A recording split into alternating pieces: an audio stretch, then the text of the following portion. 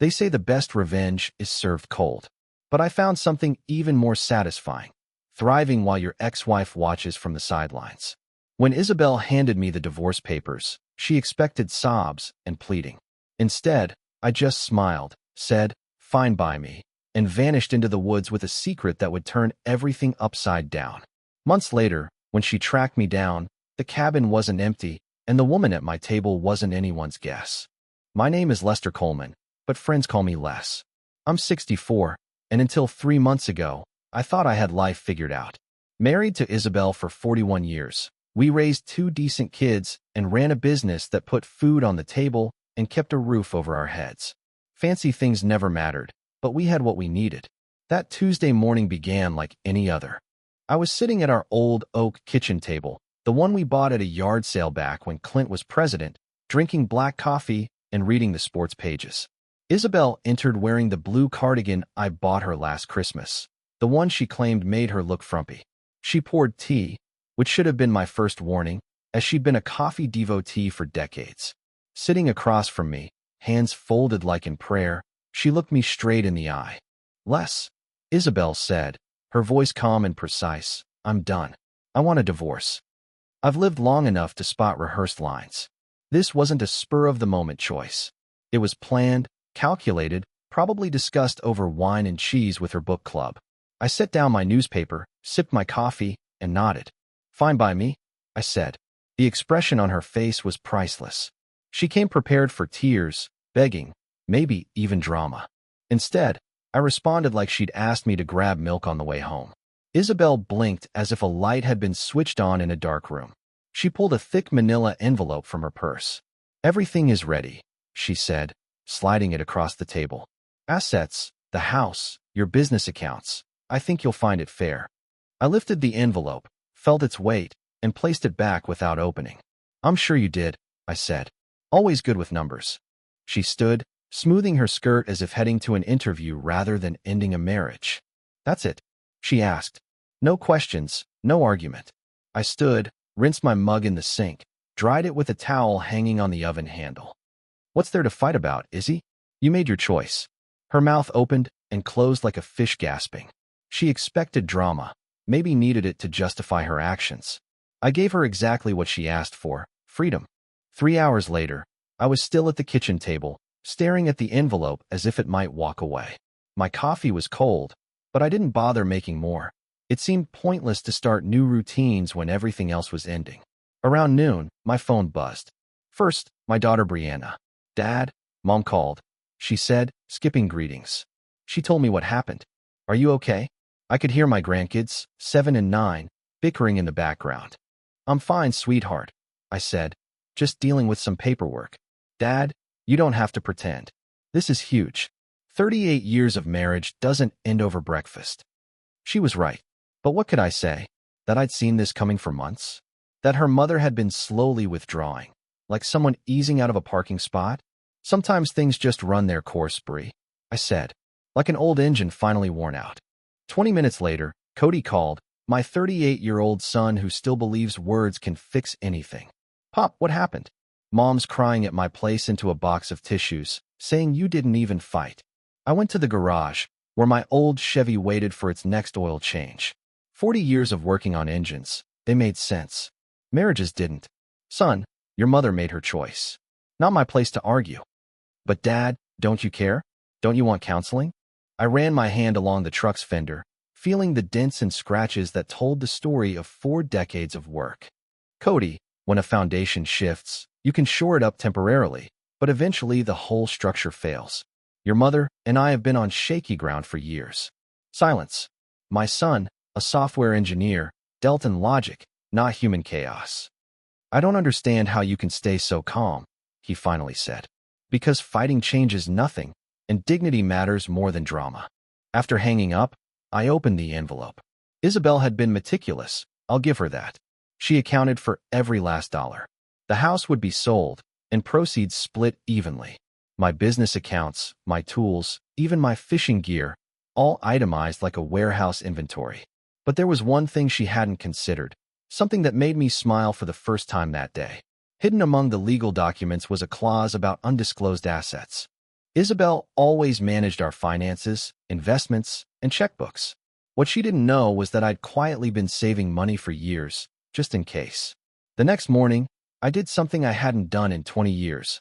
I called in sick to my own business. Well, not really sick, but I told Bobby Hutchkins, my shop foreman, he'd be in charge for the day. Bobby had been with me for 15 years. He knew every bolt and gasket in that shop better than some men know their wives. Feeling all right, Les? Bobby asked. You sound different. Just taking care of some personal matters, I replied. Think you can handle Mrs. Patterson's transmission without setting the place on fire? Bobby laughed. I'll try to keep the explosions to a minimum. After hanging up, I walked through the house one last time. Isabel had been thorough. She'd already moved most of her belongings to her sister's place over the past weeks. I just hadn't noticed. The closet was half empty, the bathroom counter cleared of perfume and creams. I loaded my truck with everything that mattered. My toolbox, a duffel of clothes, fishing gear, and a box of photos of the kids and my late father. The rest, the furniture, knickknacks, and used kitchen gadgets, meant nothing without her there to fuss over them. My first stop was the bank. I'd been thinking about that hidden account all night, the one Isabel didn't know about. Turns out old Earl Simmons, who taught me auto repair 40 years ago, gave me more than skills. He taught me that a man should always have some money hidden, funds nobody else knows about, not even family. Life throws curveballs, he'd say, and it doesn't care if it hits you square in the face. The balance was enough to start over somewhere else. Not enough to get rich, but enough for a down payment on a small place and living expenses for a couple of years. I added to it slowly over time, $20 or $30 at a time from cash jobs at the shop. Next, I headed to Riverside Realty. I'd noticed a cabin for sale outside town, about 15 miles away on Miller's Creek. It needed work, perfect for me. I spent my life fixing what others gave up on. Jennifer Walsh, the agent, looked surprised. Les Coleman, she said, shaking my hand. Haven't seen you since you fixed my husband's truck last spring. What brings you in? Looking at the Miller's Creek cabin. Empty for 6 months. Her eyebrows rose. Quite a change from your place in town. Everything okay with you and Isabel? Small towns hear everything. Sometimes a man needs a fresh start, I said. How soon can we see it? The cabin was exactly as described and nothing I expected. Jennifer wasn't exaggerating. The front porch sagged like an old man's shoulders. The roof had more patches than a quilt, but it sat on 3 acres with a clear view of the creek. The structure's bones were solid. Previous owner was a widower, Jennifer explained. After his wife passed, maintenance became impossible. Family wants to sell it as is. 2 bedrooms, 1 bathroom, a 1970s kitchen, but a living room with a stone fireplace and a master bedroom with windows facing east over the creek. I could already picture morning coffee, watching the sunrise over the water. What's your bottom line? I asked. She named a price $30,000 less than my secret account. I'll take it, I said. Cash offer. No inspections. Jennifer looked at me like I'd gone mad. Les, you should consider a contractor, foundation, electrical, water. I've been fixing things my whole life. I know what I'm looking at. Paperwork took 2 hours. She asked if I wanted to call Isabel. She's no longer part of the decision, I said. By sunset, I owned a rundown cabin most would have torn down just for the land. Standing on that sagging porch, a beer in hand, looking out at the creek, I felt something I hadn't felt in years. Peace. My phone buzzed with a text from Cody. Dad, Mom's telling everyone you've lost your mind and bought some shack in the woods. Please tell me that's not true. I typed back. It's true, and it's the smartest thing I've done in 20 years. Then I turned off the phone and listened to the creek flowing past. Tomorrow I'd start fixing this place up, making it mine. Tonight, I was content just to sit and remember what it felt like to make decisions without asking permission. The quiet was interrupted by the sound of a truck rolling up the gravel drive. I assumed it was Jennifer coming to check that I hadn't gone off the rails. Instead, it was an old Ford pickup, even older than mine, with a woman behind the wheel. She parked next to my truck and stepped out, tall, lean, with brown hair streaked with silver pulled back in a practical ponytail. Jeans, work boots, and a flannel shirt suggested she actually worked for a living. You the new owner? She asked, walking toward the porch. Les Coleman, I said, standing and offering my hand. Raina Mitchell, she replied, shaking firmly. I live about a mile upstream. Just wanted to welcome you to the neighborhood. Raina Mitchell turned out to be the kind of neighbor I'd forgotten existed, the one who shows up with practical help rather than empty niceties. The morning after I moved in, she knocked on my door with a thermos of coffee tucked into a toolbox. "Figured you might need an extra pair of hands," she said, placing the thermos on my makeshift counter. The porch wouldn't fix itself, and I had spent the night on an air mattress, listening to the creak and noting what needed attention. "You don't have to do that," I said. "I can manage." "Sure you can," she replied. "But 4 hands work faster than 2, and I've got nothing else pressing today." She wasn't exaggerating about her skills. While I measured and marked the support beams to replace, Raina pried up rotten decking boards with precision born from years of practice. "Professional?" I asked, impressed. "Retired Air Force," she said, lifting another board. "Spent 25 years maintaining aircraft. Buildings aren't much different. Keep the structure sound, and everything else falls into place." We worked in quiet focus all morning, no small talk, no personal questions, just 2 people getting a job done. By lunch, half the porch decking was replaced and support posts reinforced. "There's a diner in town that makes good burgers," Raina said, brushing sawdust off her hands. "My treat, since you've provided the entertainment." Over lunch, I learned she'd bought her property 3 years ago after retiring. Married once briefly to another airman, he couldn't handle a wife who outranked him. "Some men can't get past their ego," she said, sipping iced tea. "They want a woman who needs them, not one who can take care of herself." "Sounds familiar," I said, thinking of Isabel's long complaints. "And you?" she asked. "Divorce, I take it, starting fresh out here?" 41 years, I said. She simply nodded, as if understanding. "Sometimes, the best thing that can happen is someone else making the hard choice for you." That afternoon, we finished the porch. As the sun set, Raina gathered her tools. "Same time tomorrow?" she asked. "That kitchen window frame needs fixing before winter." "You don't have to," I said. "I know, I want to," she replied. After she left, I sat on my newly repaired porch with a beer, watching the creek. For the first time in months, I wasn't dwelling on what went wrong in my marriage. I was thinking about what could go right, and what might come next. Word travels fast in small towns, especially about someone people thought they knew. By the end of my first week, Isabel had apparently heard about my lady friend from at least 3 sources. She called one Thursday evening while I was replacing the kitchen faucet.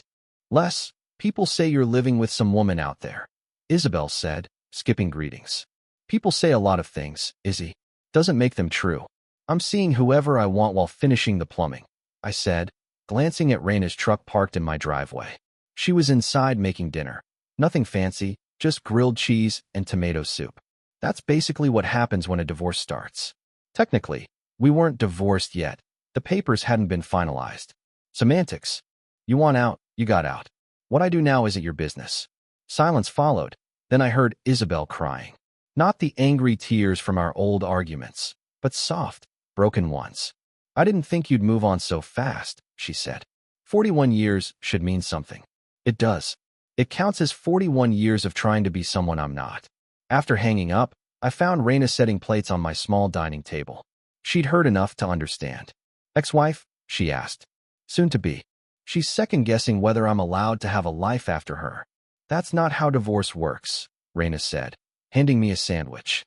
"She doesn't get to keep you on a shelf for emergencies." The next morning, Cody showed up unannounced. I was outside splitting firewood when his BMW pulled in, looking as out of place as a tuxedo at a barbecue.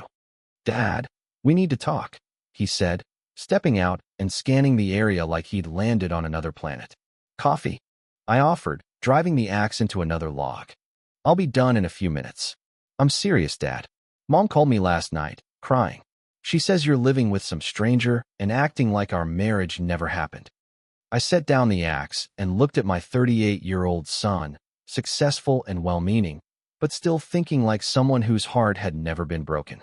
"Your mother filed for divorce, Cody. She ended it, not me." "But Dad, don't you think you're moving too fast? It's only been a month."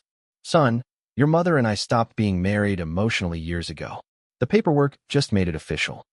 Cody's frustration was visible, like trying to solve a math problem with missing numbers. "Counseling? Trying to work things out?" Before he could continue, Raina's truck pulled in. She parked next to his BMW, carrying groceries, dressed in her usual work clothes. "Morning, lass," she said, nodding politely at Cody. "You must be one of the kids. I'm Raina." Cody shook her hand, taking mental notes. Her firm handshake, confident gaze, and the way she carried herself like someone who never needed permission. "Nice to meet you," he said, though the tone suggested otherwise. That afternoon, Isabel decided to pay an unannounced visit, 2 months into my new life at the cabin. I was replacing the kitchen window when her silver Lexus crunched up the gravel drive. She sat in the car a full minute, probably mustering courage to knock. Raina was at the stove making her famous chili. We'd fallen into an easy routine. She'd come after her morning run, help with projects, and usually stay for dinner. Isabel finally stepped out wearing the blue dress I bought for our anniversary 3 years ago, walking to the door like she faced a firing squad. I opened the door before she could knock. "Isabel," I said, "didn't know you were coming." "I tried calling," she said, avoiding my gaze. "You didn't answer." "Been busy. What can I do for you?" She glanced into the cabin, noticing the renovated interior, warm lighting, and smell of dinner. Her eyes stopped on Raina, who stirred the chili, pretending not to listen. "Can we talk privately?" Isabel asked. "This is my home," I said. "Raina's welcome to hear what you have to say." Isabel's jaw tightened. "Fine. I came to tell you I've been reconsidering. Maybe we made a mistake. Maybe counseling is the answer." I leaned against the doorframe, watching the woman I'd been married to for 41 years. She looked smaller somehow, less certain than when she handed me the divorce papers. "What changed your mind?" I asked. "I miss you," Isabel admitted, voice breaking. "I miss us. The house feels empty without you." The house felt empty with me too. That was the problem. Raina turned from the stove, wiping her hands on a towel. "I'll give you two some privacy," she said, heading toward the door. "Stay," I said, not taking my eyes off Isabel. "This won't take long." Isabel flushed. "Les, I'm trying to save our marriage. The least you could do is hear me out. I heard you out 2 months ago, when you filed for divorce. You made your choice. People can change their minds. Some can, some can't." Isabel looked around the cabin again. The stone fireplace I had repaired, the new kitchen counters, the dining table where Raina had set 2 places for dinner. "This isn't you, Les," she said, "living in a shack in the woods with a stranger. This isn't who you are." "You're right," I replied.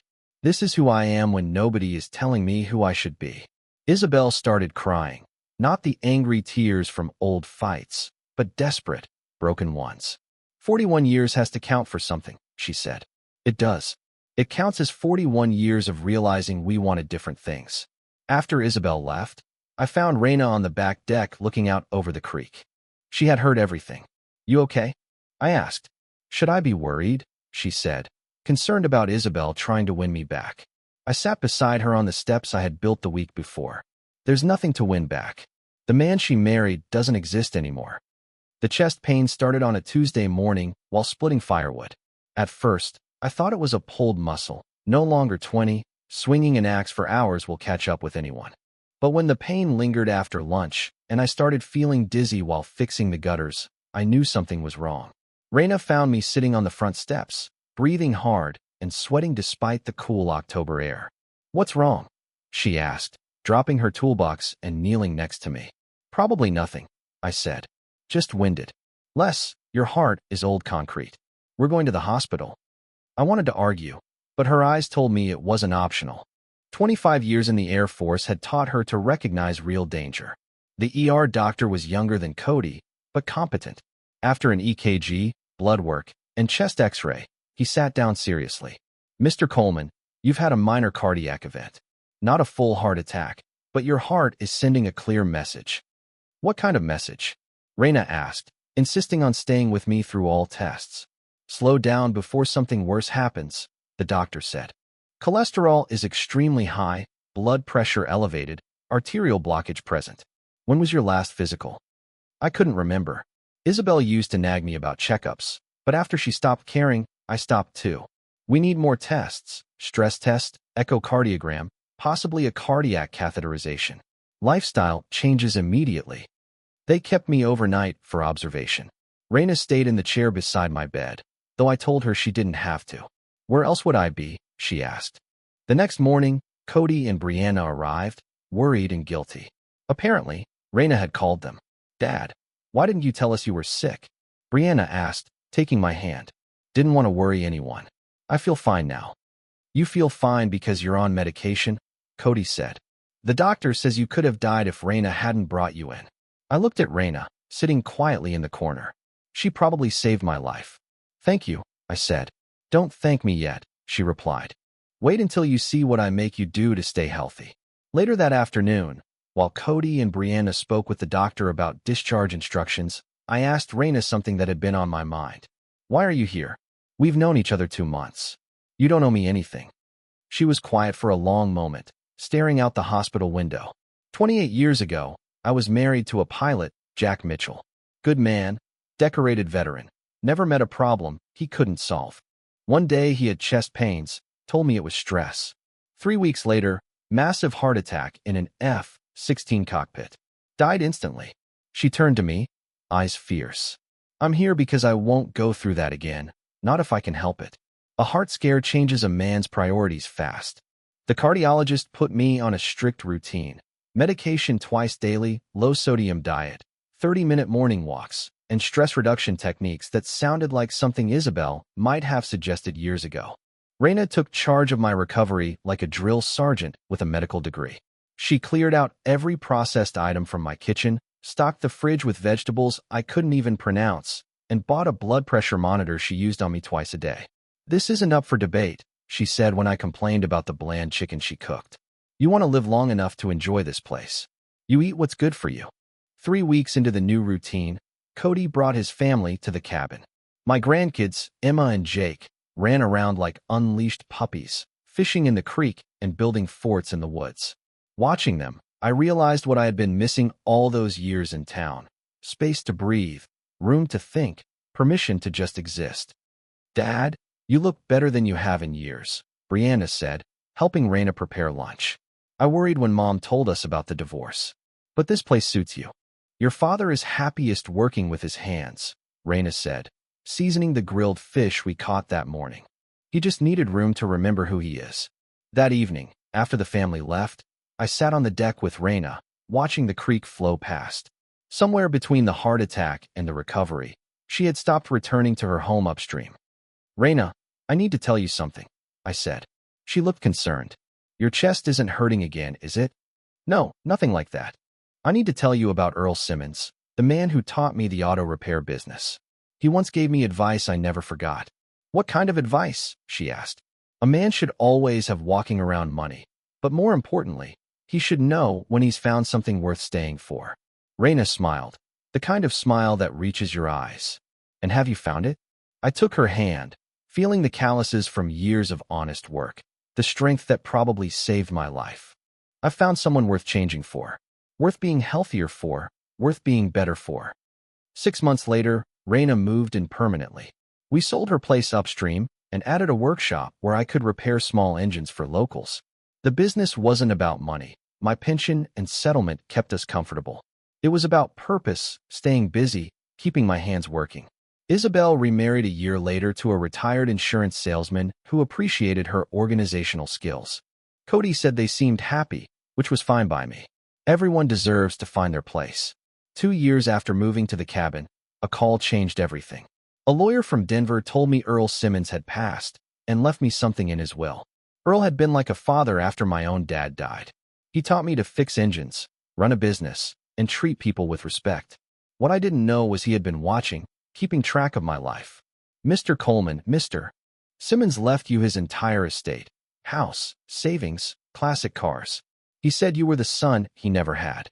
The inheritance secured our future and left something meaningful for the grandkids. More than the money, it was Earl's letter that touched me."